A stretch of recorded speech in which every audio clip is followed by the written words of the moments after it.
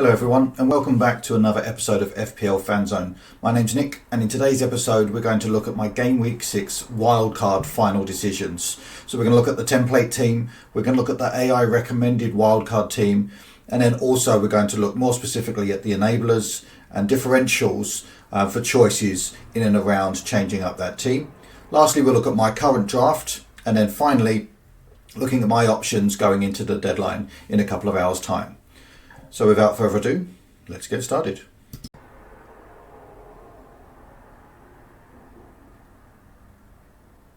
So here we are going into Wildcard 6, and the template team is really starting to form if you look around with the other content creators and on social media as well.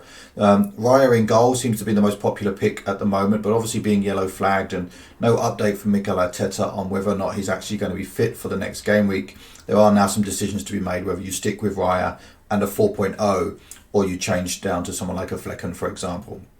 In defence, Trent and Gabriel seem to be locked in most people's teams. The third and final place for that is either Gvardiol, Robertson or Lewis. Seems to be an emerging trend at the moment. In the two bench defenders, it's usually Greaves at 4.0 is the preferred choice, and then another defender at either 4.0 to 4.5 as a backup, and there's a whole range of options there, some of which we'll look at as we move forward. In midfield, Saka, Mbeumo, Diaz and Semenyo and Rodgers seem to be the template five. Of course, there are variations of that depending on people's teams and budgets, but they seem to be the obvious options and the most common options for those that are engaged and are following communities like this one. And then up front, Haaland, obviously everyone's moving to Haaland now after what he's done in the first 5 game weeks. Chris Wood seems to be the great enabler at 6.1, and then that final spot is really depending on people's budgets. So that could be anything from a Dominic Calvert-Lewin at around 5.6, 5.7 million, all the way up to a Watkins at 9 million, depending on people's budgets and what they've spent elsewhere in as well. So that third and final striker spot is still up for grabs on that. Earlier in the week we looked at the AI wildcard team, and this has changed slightly. It's still recommending that I have Flecken in goal, and then Gvardiol, Gabriel and Robertson, so not having Trent in my team. The midfield is Saka, Semenyo, Mbeumo and Eze. Surprisingly, there are no Luis Diaz. They've gone a little bit cheaper there with Eze and with Robertson to free up money in that front line, allowing me to have Haaland, Wood and Watkins. And then on the bench, having Valdemarsen, the backup for Flecken, having Rodgers, Greaves and Wout-Face in the defence. Overall, I really like this team. I think that attack line is really strong, and having Watkins as a differential makes a huge difference. The only area of concern for me there is Eze. He's been a poor performer for me from game week 1, but since I've had him in the team. Crystal Palace haven't quite found their rhythm yet. They've not been good going forward. Eze's just missed a huge amount of chances. He's had a lot of opportunities, but he's not converted them. So maybe I should keep faith with him. This team looks very, very strong. So with Raya being yellow flagged because of his injury against them in the Man City game last week and not playing in the Carabao Cup midweek, there are some concerns about whether we should keep him. Obviously, Arsenal have a fantastic defence. They're keeping 3 clean sheets already this season, but they do have the tricky fixtures coming up with Liverpool, Newcastle and Chelsea in about 3 weeks' time. So that does give you the option. If you're going Raya and a 4.0, you're still spending 9.6 million on goalkeepers. So that gives you an option to go for 2 of any of the 4 below here and give you a rotation option and still be cheaper than having Raya and a 4.0. So my preferred option would be someone like Flecken and Pickford, just because if you look at their fixtures, they've both got really good fixtures over the next 6 and they rotate really nicely. So for example, when Pickford's got Newcastle, you could switch to Flecken, who's got Wolves at home. Then you could have 2 matches against Ipswich, 1 away and 1 at home, just by rotating those goalkeepers. And that actually comes in at 9.3 million, so 0.3 cheaper than having Raya and a 4.0 at this stage. So there's real thought process there, and you can have a look through these stats. Feel free to pause the video, have a look at these stats, look at the different goalkeepers here. But Raya is the standout keeper to have. If you could just have him, fantastic. But with that yellow flag, it does create a decision for teams that have put him in this week. Next up, let's have a look at the defence. And while I think Gabriel and Trent are nailed in my team, I don't be looking to move them off. There are some options there with that Gvardiol spot. Man City have just not really convinced me so far this season. They've only kept one clean sheet so far, and they're just conceding sloppy goals. Now, we know that they are, in general, an elite defence, but if they're continuing to concede goals, and with Rodri out as well, there is a concern that defence is not as strong as it is. So do I want to be spending 5.9 million on one of their defenders? They do have great fixtures, if you can see here from Rico Lewis. They've got Newcastle away this week, but then they've got Fulham, Wolves, Southampton, Bournemouth and Brighton. So great fixtures over the next 6. So certainly some clean sheets to be had there. But just the other challenge is, of course, rotation on that as well. So does that then allow me to do similar things like I'm thinking with Raya, and switch that defence up and go for maybe someone like a Diogo Dalot or Konate? So doubling up on the Liverpool defence, which has been really strong this year. And again, that gives you good rotation options. So you could have Wolves away this week with Konate. Next week you could have Crystal Palace away with Konate. Then you could switch up to have Brentford at home for Manchester United, West Ham away. Then switch back to Liverpool, have Brighton at home, and then go back to Man United and have Leicester at home. So it is a nice rotations point there to have by bringing up one of my cheaper players and bringing down the price of Gvardiol on that as well. So again, feel free to pause this video, have a look through the stats. But here I've got Dalot, Konate, Lewis from Man City. I've got Aina from Nottingham Forest, who have looked really strong defensively this year. Their numbers have always looked strong, but they've always conceded sloppy goals. I think that's tightened up this year. So having someone like Aina in at 4.5, there's some great fixtures for there with Fulham, Crystal Palace, Leicester and West Ham at home. And then finally Mykolenko. It's surprising that I'm picking someone like Everton in both goalkeepers and defenders as options here and differentials, partially because they've kept no clean sheets so far this season. They've looked absolutely terrible defensively. But their main centre-back, Branthwaite, is back now. Hopefully that will then shore up their team. They did look really strong defensively at the back end of last season. So I'm hoping that with Branthwaite coming back in, there's an option there for some people like Pickford or Mykolenko to actually give us some clean sheets over the next couple of games. And if you look at their fixtures, Crystal Palace at home, Newcastle at home, Ipswich away, Fulham away, Southampton away, West Ham away.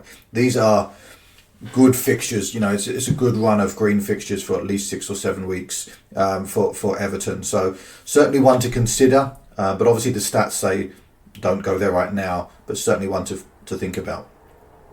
Let me know in the comments below, guys, if there's anyone that you'd like to see, or anyone that you think I'm missing. I know we're getting close to the deadline now, but there's certainly a couple of options here to get you going.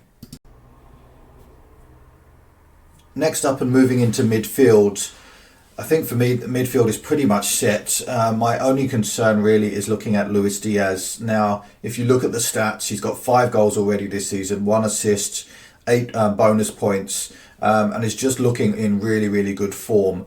The concern for me is that there's obviously rotation risk. There's Nunez, there's Gakpo, there's Jota, there's so many options there. They've also got Chiesa, who's not even started yet. So I think there's some fantastic options in that front line for Liverpool. And I'm just concerned that he's not going to have the minutes or play every game. The fixtures also are a little bit harder there. They have got Arsenal and Villa in the next 6, Chelsea as well. So there's a couple of tough fixtures in there. But it's certainly for the next 2, Wolves away and Crystal Palace away. I think he's going to be a fantastic option. Also bearing in mind that he didn't play in the Carabao Cup midweek. So he is fully rested this week, and I do expect him to start this game week at least. Next up for me is Maddison, and I think Maddison has the highest expected goal involvement from any midfielder in the game at the moment, and actually second highest overall in all positions, only behind Haaland. So, of course, I'm biased. I don't want Tottenham players in my team, but in terms of actually trying to rise up the rankings, there's a differential here. He's only 4.6% owned. He's already got 1 goal, 3 assists. He's getting bonus points. And as I said, the stats are there. Now, there was obviously a little bit of concern with Son being injured at the moment and whether or not he's going to play, so that might give him less opportunities for those assists. But on the flip side of that is Solanke is back. So I think with that attacking formation that Tottenham play, Maddison could be a really good differential here at only 4.6% owned. And then in that midfield, cheaper range, when you've got people like Semenyo, you've got Rodgers in there. I've just put a few options here for you with McNeil, Smith Rowe and Onana. Surprisingly, Smith Rowe has over 30% ownership at the moment in the game, and that may be due to the fact that a lot of players have value tied up in him. He has gone up from 5.5 to 5.8, so people have got that value. He's also got 2 goals, 1 assist, and is looking good on that as well. The last one here is Onana, and I just feel like he's a real differential against Rodgers. He's the same price, 5.2. Has scored 2 goals as opposed to Rodgers, who's got 2 assists. So he's actually got slightly better expected goal involvement despite being a defensive midfielder. And a lot of the other influencers and content creators around here are dismissing Onana, and I think it's worth certainly as a differential to Rodgers being on there. But let's see over the coming weeks whether I'm right on that or whether we should be listening to others instead. But let me know, guys, again in the comments, is there anyone else that I'm missing when it comes to midfielders? Like everyone else on Wildcard, I've been tinkering all week. Spent far too many hours playing around with my team. But these are the ones that are kind of on my mind right now as we get closer to deadline. Next up, and here I'm looking more at the premium forward options. Now, I can't really afford these unless I'd start to downgrade elsewhere in the team.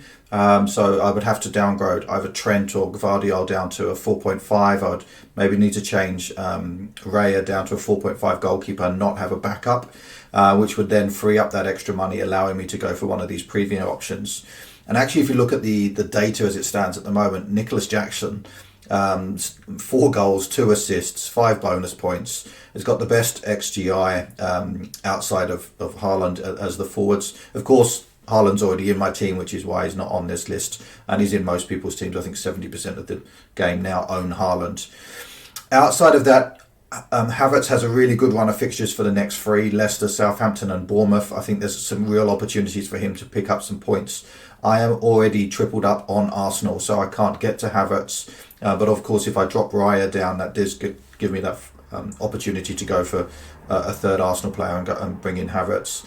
Watkins, obviously recommended to me in the AI team, put together by Fantasy Football Hub, has Ipswich away this week, and then a tougher run of fixtures moving forward with Man United, Tottenham and Liverpool all within the next 6. But I think he's found his form. He's looked really good from the start. He missed a couple of goals and opportunities in the first couple of games, but the last 2 or 3 games has really started to find his form and find the back of the net with 3 goals in the last 2. And then you've got Solanke just back from injury.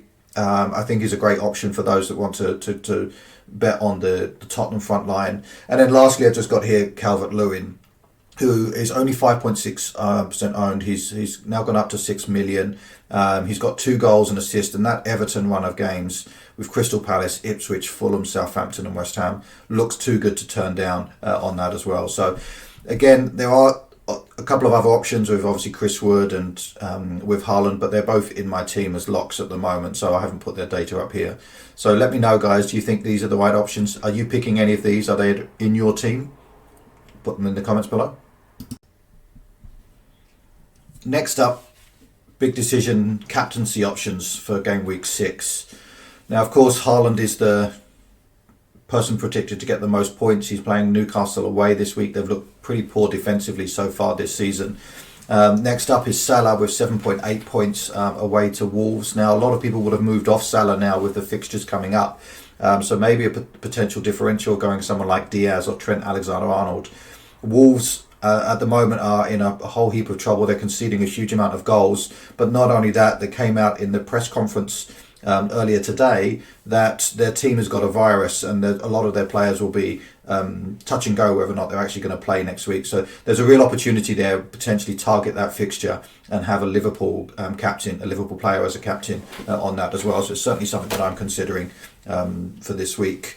And then of course the other main one is Bukayo Saka. who is at home to Leicester, a newly promoted side. I think there's a real opportunity there for Arsenal to get a hatful of goals in this particular game. So he's also a third choice in this list here. And then a few other differentials in terms of Cole Palmer, Ollie Watkins and Mbeumo. Now, of course, everyone's bought in Mbeumo this week because of his good fixture swings. West Ham at home, who have been leaking a lot of goals. Could be a great differential there. Personally, I won't be going there as a captain. I'm just happy that I've got him in my team.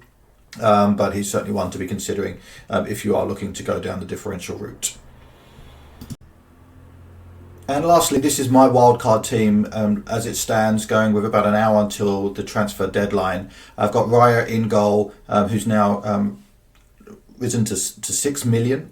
So obviously that price has gone up significantly. I've got Gavardio at 5.9, Gabriel and Alexander-Arnold. And then in midfield, I've got Saka, Semenyo, Mbeumo and Diaz, which is very, very template right now. And then up front, Haaland, Wood and Calvert-Lewin. On the bench, I've got Valdemarson, so just a 4.0. Rodgers from Aston Villa, Greaves and Face. So they're just obviously backup defenders if something goes wrong with that back line. But I expect them to be pretty much set and forget for the coming weeks. So yeah, overall, I like the look of this team. It looks really strong in every division, that in every part of the field. That midfield looks very, very template at the moment, so I won't be losing or gaining a huge amount of points there, especially against the active players, but against maybe some of those that are around my level at the moment of about 4.4 million, it should give me an opportunity to move up the ranks by following the peloton. But let me know, guys, what would you do if this was your wildcard team? Are you happy with it? Let me know in the comments below. And lastly, but not least, is something that I do every game week just before, is I write out a list of options that I've done. And as we look back over the first 5 game weeks, a lot of these options have actually would have given me more points if I had chosen to do them. Obviously, being a wild card this week, there are a few more opportunities for me to change without taking hits. So the first one is, of course, moving Raya and Valdemarson to Flecken and Pickford. I think Raya will be okay moving forward and is, of course, the best goalkeeper in the game at the moment. He's getting bonus points, save points and clean sheets. So he's looking great. The advantage of this, obviously, Flecken and Pickford, I talked about it earlier, was having that great rotation. And then also, if one of them does get injured, I'd still have a backup keeper and won't need to use a transfer down the line. The second option for me is to move Luis Diaz to James Maddison, and this is a bit more, I think I'll probably do this in game week 8 as a transfer, because Luis has good fixtures. He didn't play midweek, so I'm expecting him to play against Wolves away this week, and there should be some goals available for him. So I think that this, while it's a good option, I won't be doing that this week. Next up, option 3, to go with the recommended AI team. Now, I really like the look of that team. My only concern there is I'm not a big fan of Eze because he's let me down so much. But his data still looks good. He has had the opportunities, he's just not put them away. And maybe he does like Watkins and just turns that around and starts to get a few goals over the next coming weeks. So that is a serious consideration for me. Obviously, I've got the money in the bank to allow that to happen. But I do lose the likes of Trent Alexander-Arnold. I do lose Diaz in midfield, but then also I gain Watkins up front. So I think it's certainly one for me to consider, but let's see what I do with about an hour to go. Next up, option 4, maybe just trying to be too smart here, moving Rodgers to Onana. All of the content creators I'm talking about are just having Rodgers in their team, maybe because he was already there and they've got the value put in. I didn't have Rodgers before, and he's only just got his first returns. He does look very attacking. He does have good data. But realistically, I've seen that Onana's got more points. His data does look slightly better, although his touch map and heat map looks slightly worse. So I think here, this is me just trying to be too clever. So I'll probably avoid this option, but it is one that has been playing on my mind this week. And then lastly, option 5, I talked about this in the captaincy slide, is going away from Haaland, which I shouldn't do because he's punished me all season by not having him in my team. Now that I've put him in, I've wildcarded specifically to put Haaland in my team. It seems crazy for me to not want to captain him in this week. But I just think that Wolves team are, have been ravaged by illness at the moment. And it could mean that they'll be playing, youngsters at the back, and someone like Luis Diaz could get a hatful of goals with the form he's in at the moment. So that is my final option for me for game week 6. But let me know, guys, if you had these options, which would you pick? And let's see how we go. Lastly, everyone, I just want to say a big thank you for watching FPL Fanzone. Your support really does mean a lot to me. Please don't forget to click the like button, subscribe if you're new to the channel, and write any comments below. It really does help with the YouTube algorithms in terms of promoting this to new people and getting this content out there. Thanks again for watching, and may all of your arrows be green.